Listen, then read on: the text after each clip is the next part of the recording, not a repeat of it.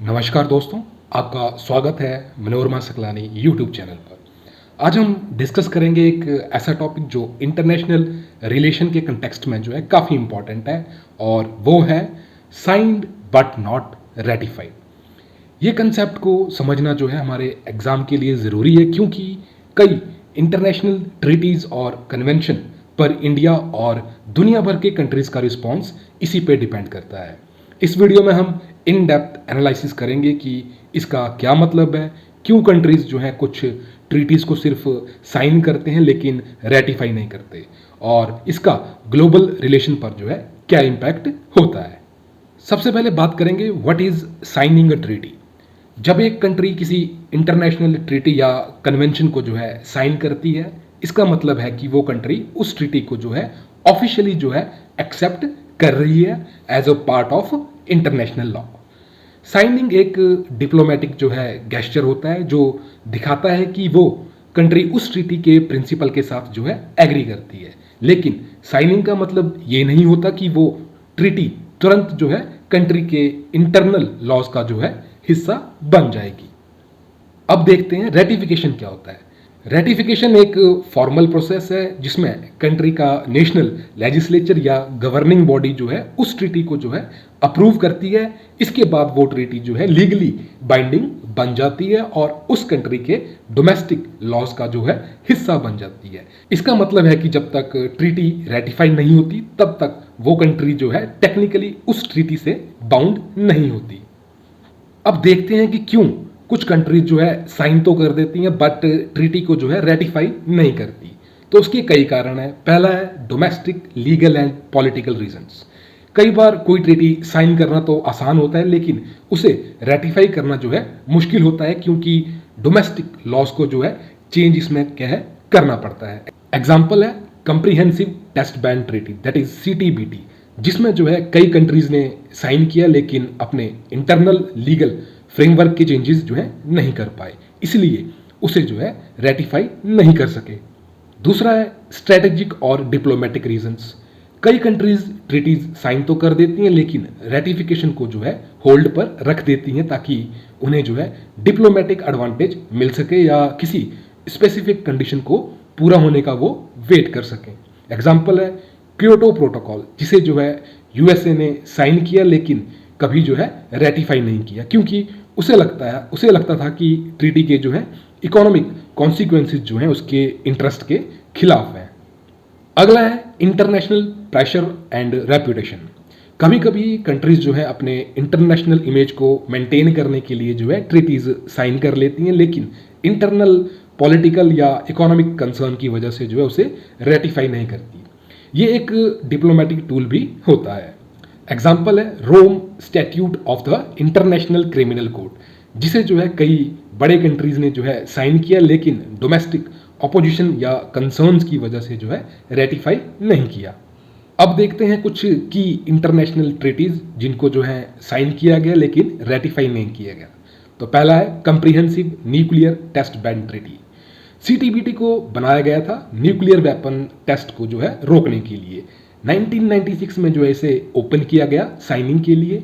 India ने जो है इसे साइन नहीं किया, लेकिन USA और चाइना जैसे कंट्रीज ने जो है साइन तो किया लेकिन अब तक जो है रेटिफाई नहीं किया है। दूसरी है Kyoto Protocol on climate change. Kyoto Protocol एक लैंडमार्क जो है इंटरनेशनल एग्रीमेंट था to reduce greenhouse gas emissions. USA ने जो है इसे साइन किया लेकिन इकोनॉमिक कंसर्न की वजह से जो है रेटिफाई नहीं किया। अगला है Rome statute of international criminal code. Rome statute के थ्रू जो है इंटरनेशनल क्रिमिनल कोड का जो है फॉर्मेशन हुआ था। USA, चाइना और इंडिया जैसे कंट्रीज ने जो है इसे साइन किया लेकिन रेटिफाई नहीं किया due to concerns about sovereignty and jurisdiction.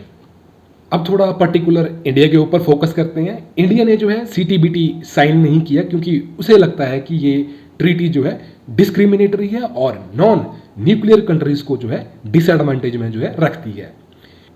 साथ ही इंडिया ने जो है रोम स्टैट्यूट को भी जो है साइन नहीं किया क्योंकि उसे लगता है कि ICC का जो ज्यूरिस्डिक्शन जो है उनकी सोवरेनिटी पर जो है हावी हो सकता है, स्पेशली आर्म्ड फोर्सेस के केसेस में। आखिर क्यों इंडिया ने जो है रेटिफिकेशन को अवॉइड किया? इसके जो हैं डोमेस्टिक कंसर्न्स हैं, सोवरेनिटी इश्यूज हैं एंड स्ट्रेटेजिक इंटरेस्ट हैं, जो कि कुछ मेन कारण हैं जिनकी वजह से जो है इंडिया इनको जो है रेटिफाई नहीं किया। अब बात करते हैं द प्रोसेस ऑफ रेटिफिकेशन और ये काम कैसे करती है। सबसे पहले क्या होता है, साइनिंग द ट्रीटी। तो डिप्लोमेटिक रिप्रेजेंटेटिव जो है ट्रीटी साइन करते हैं। दूसरा होता है approval by the national legislature. Domestic governing bodies जैसे कि पार्लियामेंट या सीनेट इस ट्रीटी को जो है अप्रूव करते हैं। तीसरा है रेटिफिकेशन इंस्ट्रूमेंट सबमिशन। ऑफिशियली जो है ट्रीटी की रेटिफिकेशन की डॉक्यूमेंट जो है इंटरनेशनल ऑर्गेनाइजेशन या ट्रीटी बॉडी को जो है सबमिट की जाती है। रेटिफिकेशन के बाद जो है ट्रीटी लीगली बाइंडिंग बन जाती है और उस कंट्री को जो है ट्रीटी के टर्म्स को जो है फॉलो करना पड़ता है। अब बात करते हैं कि क्या इम्पैक्ट होते हैं अगर किसी ट्रीटी को जो है रेटिफाई नहीं किया जाता। पहला है इंटरनेशनल रेपुटेशन। तो एक ट्रीटी को साइन करना बट रेटिफाई ना करना जो है एक कंट्री के जो है इंटरनेशनल रेपुटेशन को जो है इम्पैक्ट कर सकता है। कई बार जो है इससे इंटरनेशनल ट्रस्ट पर जो है नेगेटिव असर पड़ता है। दूसरा है लीगल ऑब्लिगेशंस। जब तक कोई ट्रीटी रेटिफाई नहीं होती तब तक वो कंट्री लीगली बाउंड नहीं होती उस ट्रीटी से, इसीलिए जो है वो ट्रीटी के ऑब्लिगेशन को जो है फॉलो नहीं करते। अगला है डिप्लोमेटिक रिलेशंस। कई बार जो है रेटिफिकेशन का डिले करना या ट्रीटी को रेटिफाई ना करना जो है डिप्लोमेटिक रिलेशन में एक टूल की तरह जो है यूज होता है। इसे जो है एक कंट्री को जो है लेवरेज मिलता है नेगोशिएशन में। अब बात करते हैं ग्लोबल गवर्नेंस पे जो है क्या इंपैक्ट पड़ेगा साइंड बट नॉट रेटिफाई से। तो पहला है ग्लोबल कोऑपरेशन इश्यूज। अगर कोई मेजर पावर किसी ट्रीटी को जो है साइन करते हैं लेकिन रेटिफाई नहीं करते तो उस ट्रीटी का जो है इफेक्टिवनेस जो है वो इम्पैक्ट हो सकता है। एग्जाम्पल है सीटीबीटी का अब तक जो है एनफोर्स ना हो पाना। दूसरा है वीकनिंग ऑफ इंटरनेशनल इंस्टीट्यूशंस। अगर कई कंट्रीज रेटिफाई नहीं करती तो इंटरनेशनल इंस्टीट्यूशन जैसे आईसीसी या डिसआर्मामेंट बॉडीज का जो रोल है वो वीक हो जाता है। तीसरा है fragmented global policies. Without uniform ratification global policies जो हैं फ्रैगमेंट हो जाती हैं और इफेक्टिव इम्प्लीमेंटेशन जो है उनकी नहीं हो पाती। तो दोस्तों ये था साइंड बट नॉट रेटिफाई का जो डिटेल्ड एक्सप्लेनेशन।